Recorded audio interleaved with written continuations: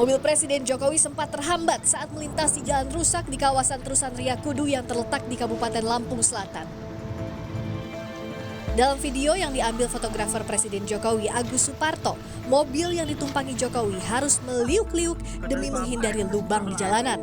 Bahkan rombongan mobil kepresidenan harus berjalan perlahan untuk menghindari lubang. Ini adalah rute yang sengaja dipilih Jokowi saat kunjungan kerja ke Lampung.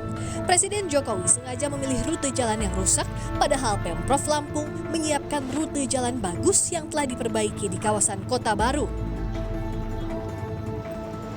Presiden Jokowi juga sengaja menggunakan mobil untuk meninjau jalan yang rusak di Lampung, padahal Pemprov Lampung sudah menyiapkan helikopter yang bisa digunakan untuk meninjau jalan. Sebelum kedatangan Presiden Jokowi, Gubernur Lampung Arinal Junaidi sempat meninjau jalan rusak dengan menggunakan helikopter. Pemprov Lampung pun memperbaiki sejumlah jalan rusak yang rencananya akan dikunjungi Jokowi. Namun Jokowi justru memilih rutenya sendiri dengan menggunakan mobil kepresidenan untuk melintas di jalan rusak Lampung. Tim Liputan, Kompas TV.